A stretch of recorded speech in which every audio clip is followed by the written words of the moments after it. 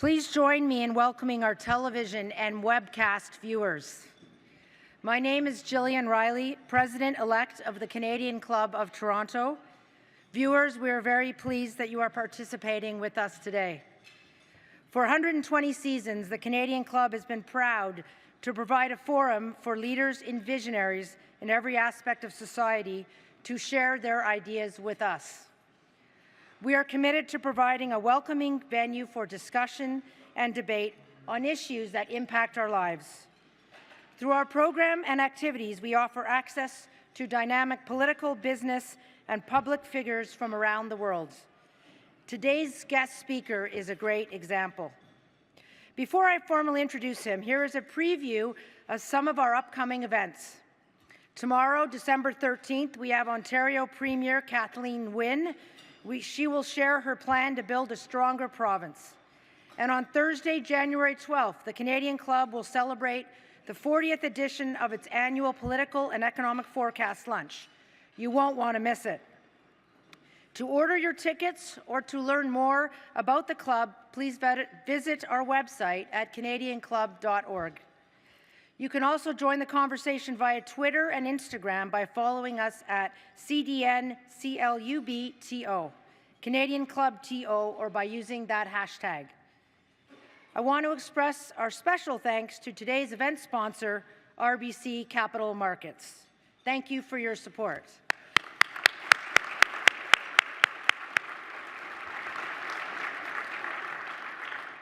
Before I introduce today's special guest, let me take a moment to recognize the young leaders who are with us today, sponsored by Maple Leaf Foods. Ryerson Centre for Studies in Food Security, Civic Action Diversity Fellows, and Food Banks Canada. Could you please stand?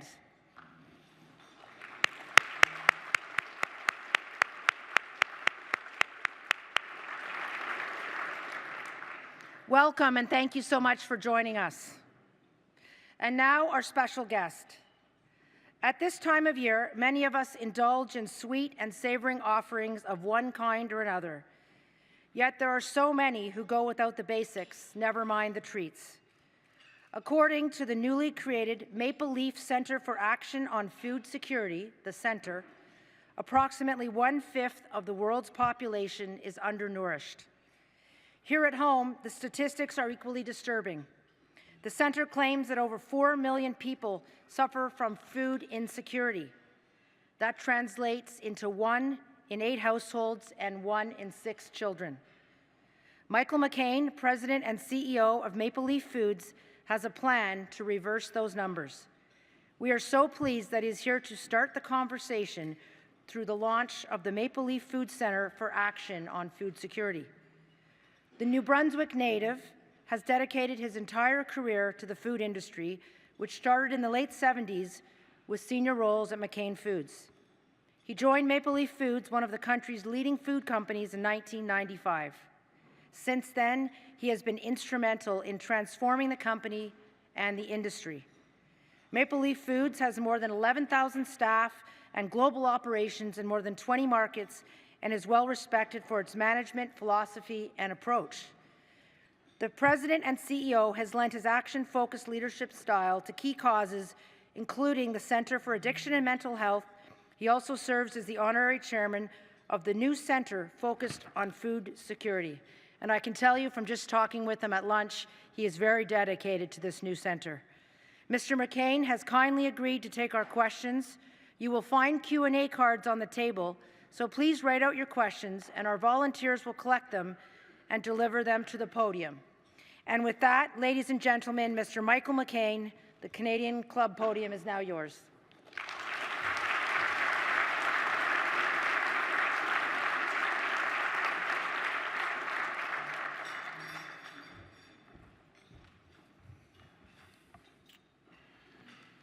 Thank you, Gillian.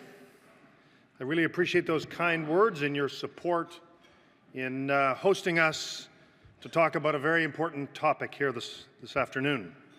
It's a privilege to be here today to speak to the Canadian Club of Toronto.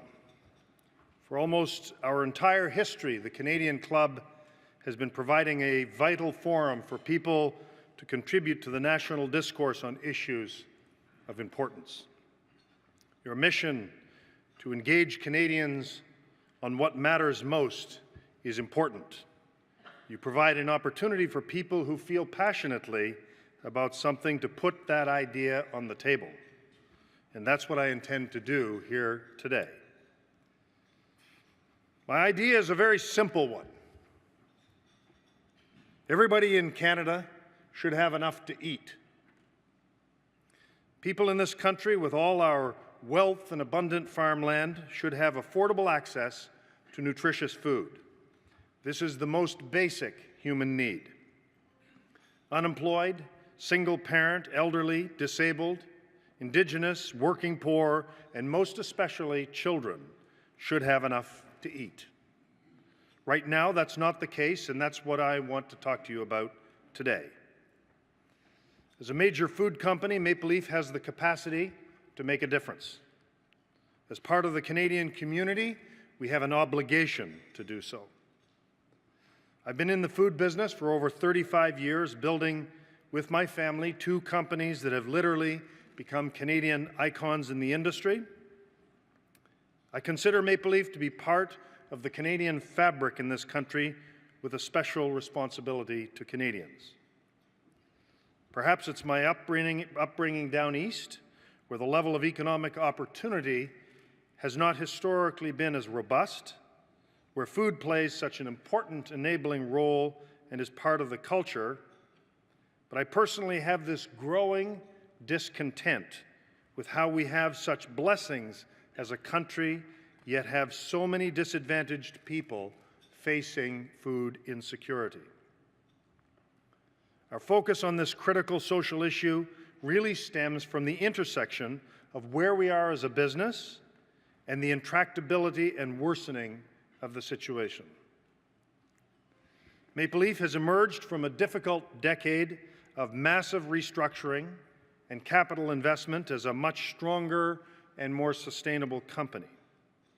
We now have the capacity, the organizational and financial resources to give more back to the country and the communities that have stood by us all these years.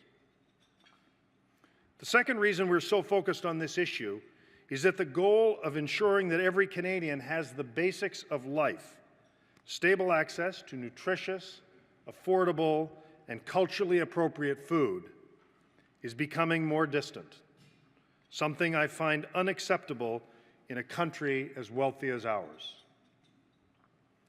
The United Nations Food and Agricultural Organization declared that food security exists when all people at all times have physical and economic access to sufficient, safe, and nutritious food to meet their dietary needs and food preferences for an active and healthy lifestyle.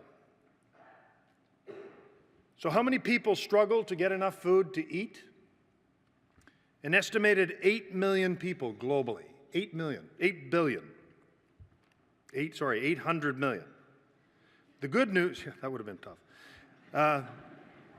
The good news is that the number has been reduced around the world by 20% over the past 25 years. The bad news is that the number has been declining more slowly than anticipated and is now projected to begin rising again as global population growth outpaces our ability to distribute food efficiently and equitably. Now, of course, you might think all of this is happening in the non-industrial world. Thank goodness, you might say, we do not have such problems here in Canada. Well, think again. The really bad news is that while other parts of the world have made progress, in fact, Canada has actually slipped further behind. While it is true that levels of basic deprivation in Canada rarely reach those that exist in other less fortunate parts of the globe, it's an inescapable fact that many Canadians are not able to consistently put enough good food on the table. Research from the 2014 Proof Report on household food insecurity in Canada reveals that over 12% of Canadians are confronted with food insecurity 12%, forced into either hunger or poor quality food or both. That's 4 million people, 4 million, and a staggering 1 out of every 6 children. I find that shameful. These individuals are largely concentrated in the lower income groups and are the most vulnerable in our society. Indigenous communities and people on social assistance are most likely to be suffering from food insecurity. In fact, 2/3 of people on social assistance are unable to feed their families adequately. People who have marginal or part-time employment often face food insecurity, nor is education level a predictor. A recent report by the Ottawa Food Bank shows that fully 1/4 of those facing food insecurity have post-secondary educations. Northern Canada represents a unique challenge that combines very high costs of distribution with extreme poverty to create conditions most urban Canadians would deem unimaginable. In Nunavut, in the Eastern Arctic, where food costs are up to 3 times the national average, 60% of the children live in households that are food insecure. 60%. In addition to the human tragedy and basic unfairness of this, there are also practical reasons that we want to reduce food insecurity. Given the impact of a lack of nutrition on learning capacity and productivity, there are some obvious consequences. Food insecurity creates a vicious cycle that ultimately results in wasted potential and people who are not able to make a full contribution to our society. If we wonder why educational outcomes in Indigenous communities lag the rest of Canada, the fact that more of these children are going to school hungry or without proper nutrition is surely a material factor in the answer. Research shows a strong correlation between diet quality and concentration, alertness, and academic performance, including improved test scores, general math and reading scores, and positive social behaviors. Food insecure children are more likely to be suspended from school and have difficulty getting along with their peers. Canada is the only G7 country, the only one, without a national school food program. And the current patchwork of provincial and municipal programs reach only a small percentage of our children. Nor is the sacrificing of human potential the only cost to society. Undernourished people require more health care than well-nourished people. Without adequate nutrition, people are more susceptible to both physical and mental health, and they have less ability to manage chronic illnesses like diabetes through diet. On average, a Canadian dealing with food insecurity will require health services that are up to 2.5 times as much as those required by a person with stable access to good food. The total increase in healthcare costs with food insecurity has been estimated at nearly $8 billion. In Canada, that cost falls on all of us. If we want to get serious about spiraling healthcare costs, we need to get serious about food insecurity. I think it's obvious that ensuring that all Canadians have this access to nutritious, culturally appropriate food is an important and pressing challenge that we need to solve.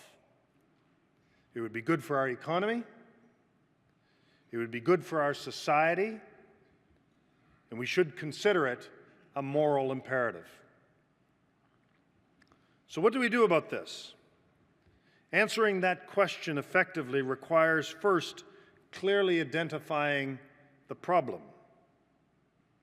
It certainly isn't that there's not enough food to meet everyone's needs. Canada wastes $31 billion of food annually. 31. There are compounding access issues in northern and remote areas, but there's more than enough food produced to eliminate food insecurity if only it was distributed and consumed more efficiently and more equitably. So let's be clear, I'm not advocating for a moment that redirecting food waste to people who are in need is the answer, but the amount of food we waste as a nation magnifies the gap of inequality between people who worry about having enough food and those that have so much that they routinely just throw it out. There are many factors that contribute to a problem of this complexity and this magnitude, but the primary one is income. Statistics Canada found that even with every conceivable contributing factor considered, the central driver of food insecurity is a low income. I quote, "The odds that people in low-income households would report experiencing food insecurity at least once in the past year were about 8 times those for people in upper middle or high-income households. Some who lack food security are chronically poor. Some wouldn't normally think of themselves as poor because while money is tight, they're normally able to get by.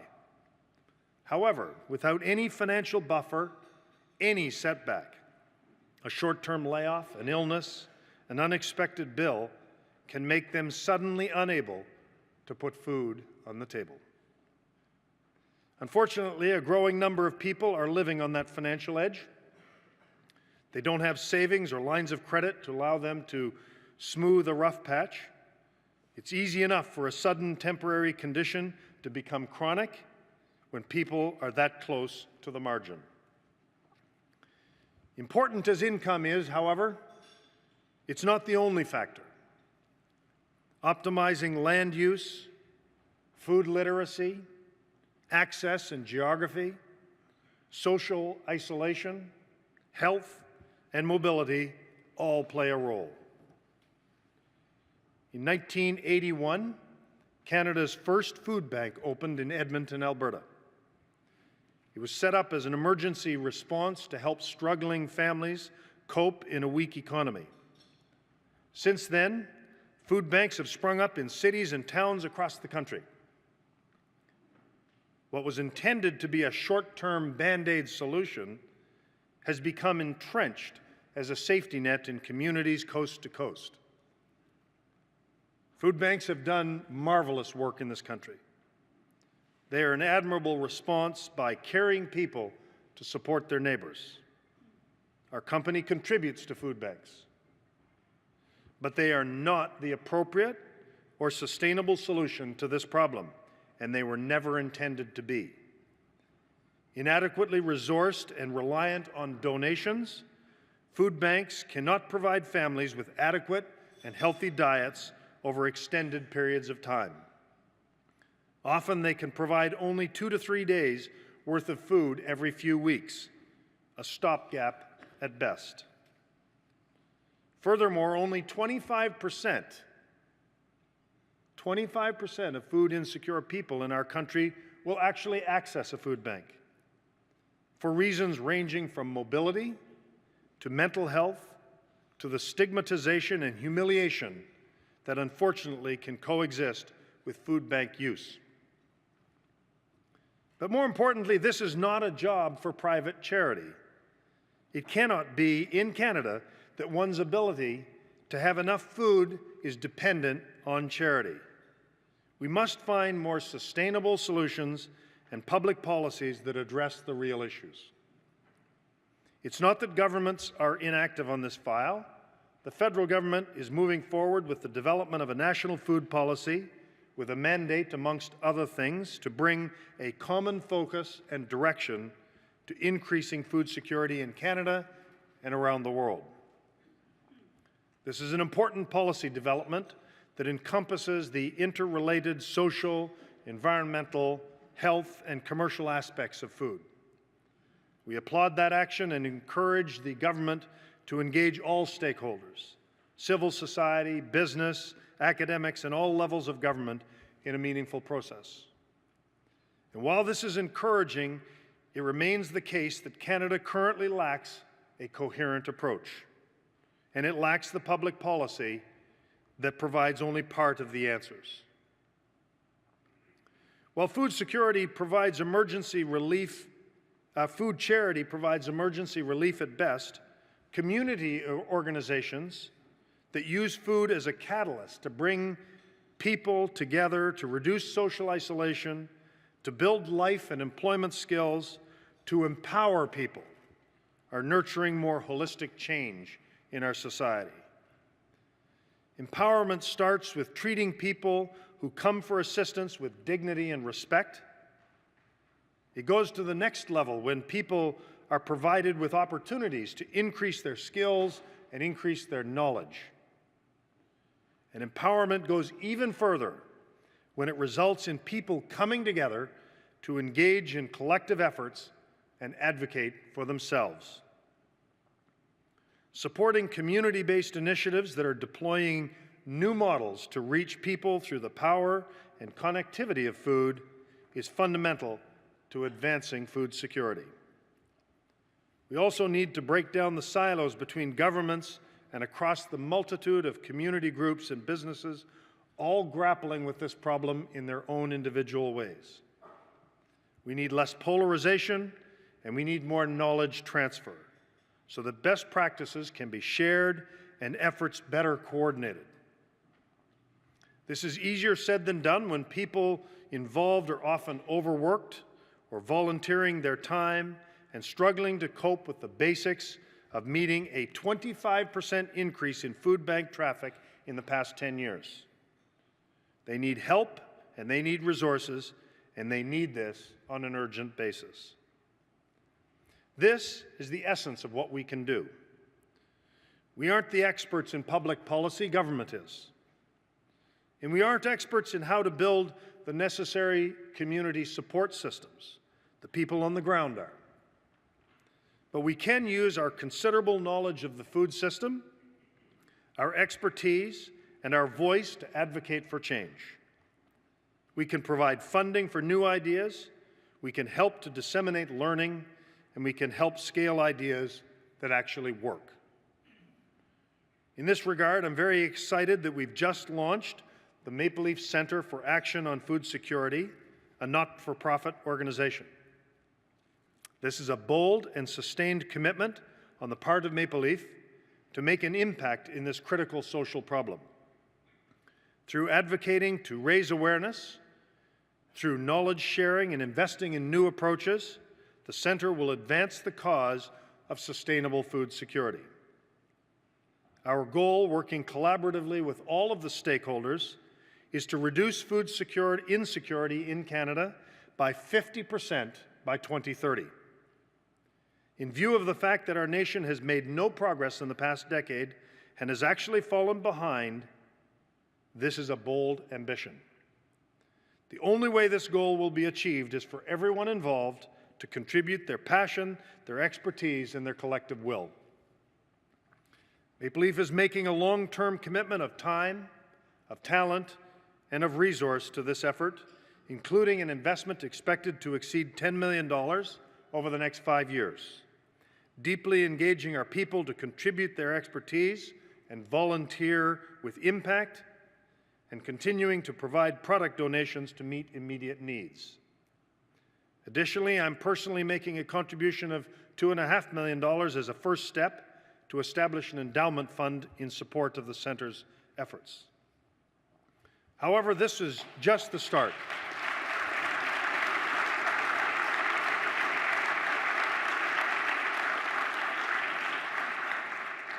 However, this is just the start, and we're thinking big. So don't be surprised if down the road, I need to reach out to many of you in this room for your support. I love my fundraising work.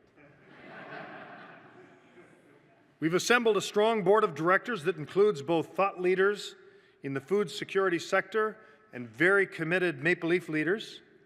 Along with myself, some of our board members are here today, and I'd like to ask them, if I could, to stand in turn. Let me begin with Evan Fraser, Director of the Food Institute at the University of Guelph, where he also holds the Canada Research Chair in Global Food Security. Evan?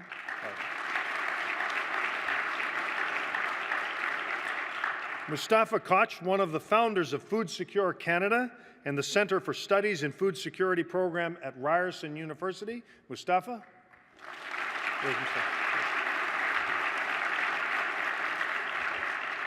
Curtis Frank, who leads Maple Leaf's retail sales organization. Curtis?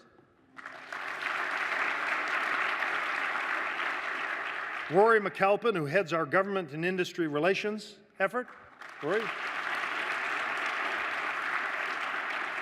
And Linda Kewen, who is the chair of the center and leads sustainability at Maple Leaf, one of the most remarkable women I've ever had the pleasure of working with. Linda.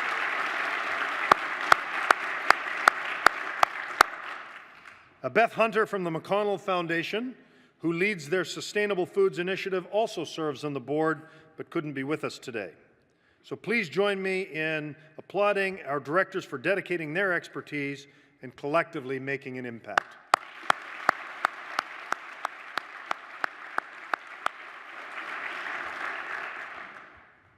The Centre will focus its activities in 3 areas: advocacy, innovation, and learning. Advocacy is a critical component here. This issue needs a bigger profile. In a recent survey of Canadians, 80% were unaware of how severe food insecurity is in this country. 80%. We want to help build that awareness. The Centre has launched with a provocative social media awareness campaign, shining a spotlight on the sober reality that over 4 million Canadians who live all around us struggle to feed themselves and their families. The Centre will also be highly engaged, as I will personally be, to support an integrated approach to national food policy that ensures all Canadians have the opportunity to eat well, that advances a more sustainable food system and recognizes the tremendous economic opportunities for our country. While we are not the social policy experts, we know a lot about food, and this is where we will focus our knowledge and our resources. The Centre has established an innovation fund to support alternative approaches from forward-thinking organizations. We're looking forward to their ideas that can be scaled and replicated across the country. We're looking for ideas that build capacity and build self-reliance. We're looking for ideas that advance sustainable change, and here are some examples.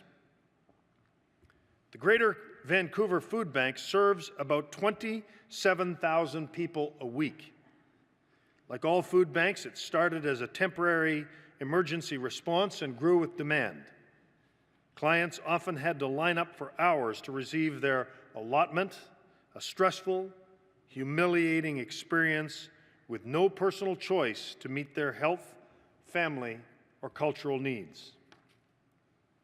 The staff at this food bank envisioned a different model, a desire to create a dignified experience, provide nutritious choices, and use food as a bridge to help get people talking, engaging, and accessing other services.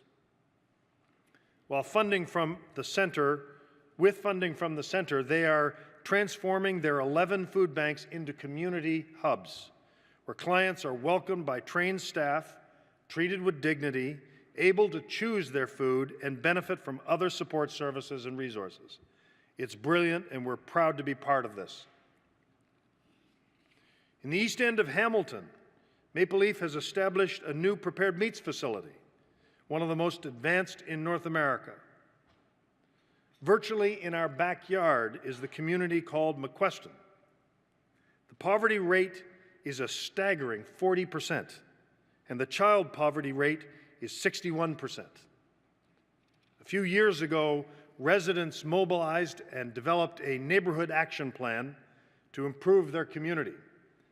They identified food insecurity as their most pressing issue. The McQuestion community had a vision to create an urban farm from a 3-acre vacant parcel of city-owned property situated in the heart of their neighborhood. As of this year, with support from the city and the Hamilton Community Foundation, that dream is a reality. McQuestion Urban Farm began production this past summer with a vision to make healthy food accessible and affordable.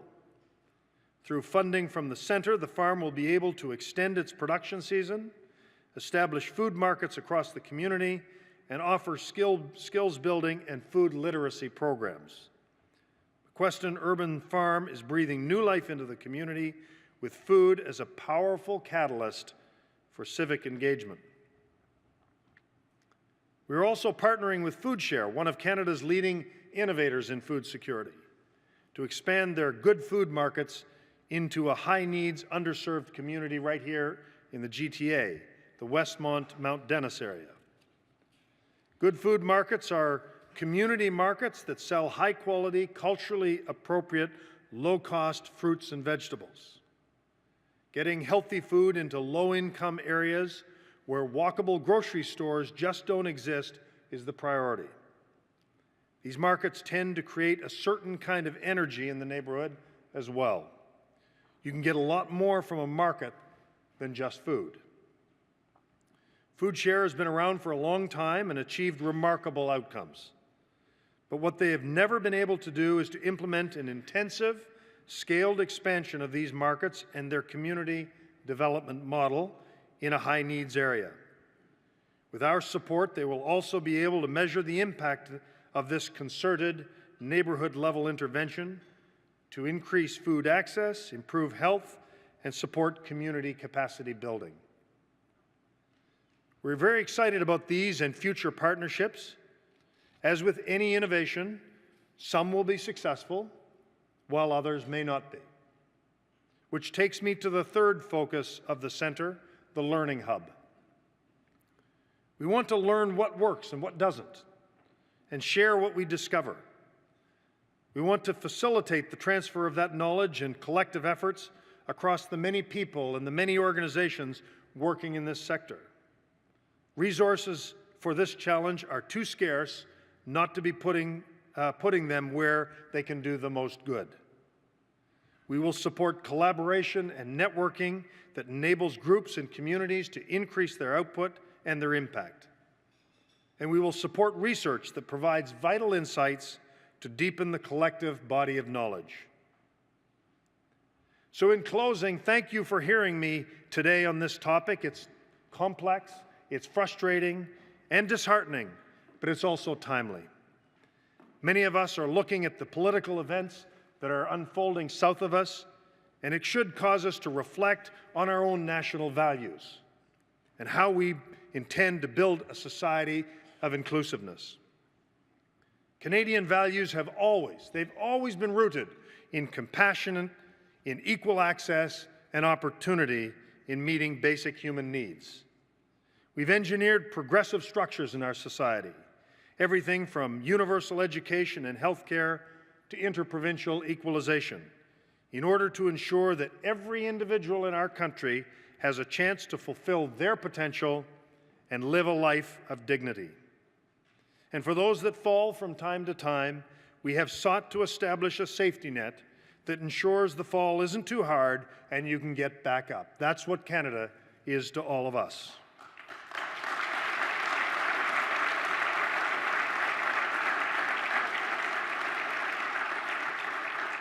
It's in this spirit that I know Canadians will join the battle for universal food security in this country. If they knew the scale of this problem, and they knew that we could fix it, I know with all my heart and conviction they'd be right there with us. If people are undernourished, they hardly have an equal opportunity to lead healthy and productive lives. It's my hope that you will tell others about this issue, support those that confront food insecurity in whatever way you can, and help us create a more just society, a Canada where no one gets left behind. Thank you.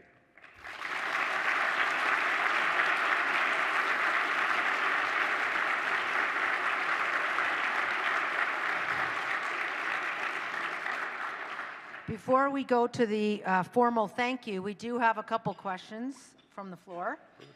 So the first one is, you said that your goal was to reduce the food insecurity in Canada by 50% by 2030. How will you measure success in reaching this goal? That's a great question, and fortunately we have the benefit of a societally accepted definition of food security. The statistics are reported by StatsCan. We know today that there are 4 million Canadians that are food insecure today, and we can measure our progress of a 50% reduction based on that publicly available data. So I think what differentiates this initiative is that we are goal-driven. There are a lot of great things that are done for big problems in our society. I think what differentiates the work that this team has put behind this effort is that we have established a very large, significant goal for a 50% reduction by 2030, and it is measurable, and we'll know the progress along the way. Wow, that's great. Now, the center, will you be expanding to global initiatives? We expect some both learning and engagement on a global basis, but in the near term, our focus of effort is right in our backyard. We think that's the right focus today. There will be, over time, as I said, some connectivity and engagement with various organizations that are working on the global scale of this problem, organizations like UNICEF, but our focus of effort, for the most part, is going to be in our backyard and the 4 million Canadians that are suffering from food insecurity today. Well, I applaud you on the bold goals and what you're doing in our own backyard.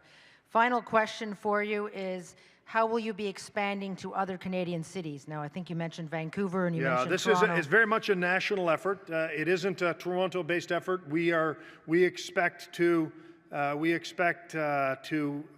be involved in any innovative project that meets the criteria that I laid out across the country. This problem is a national problem, and certainly it's relatively obvious that we have to connect to the issues of the North at the same time, because the intensity of that issue in the northern part of our country is incredibly shameful for all of the country. So it is a national effort. It's not just here in Toronto. We have projects. We have a project in Hamilton, one here in the GTA, and one in Vancouver to start. But we expect multiple projects every year across the country. Well, thank you. Your passion is clearly very evident for this initiative. I'm going to invite Philip Tardif, a fellow Canadian Club director, to do the formal thank you.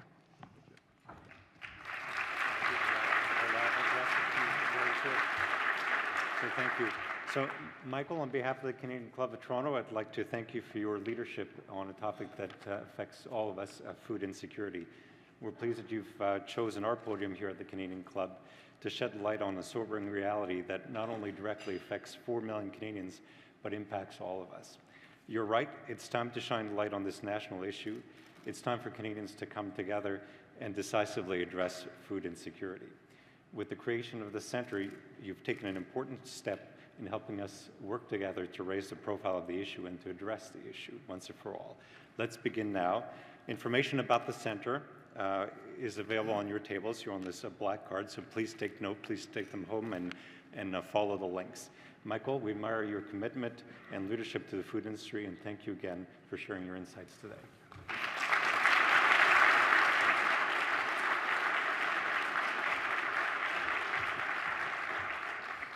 This concludes our program for today, which will be broadcast on Rogers TV in the days to come.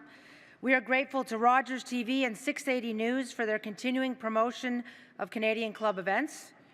We would also very much like to thank RBC Capital Markets for your generous support and as our sponsor for today. We would also finally like to thank MediaEvents.ca, Canada's online event space, and VVC for live streaming today's event. And I must say this was a tremendous event. It was a great cause, and right before Christmas, it seems very timely, and we wish you all the success with your centre, and I'm sure you're going to have a multitude of success and reach your goal by the year 2030. This concludes our program today, and we will see you again at the next event, which is tomorrow. Thank you.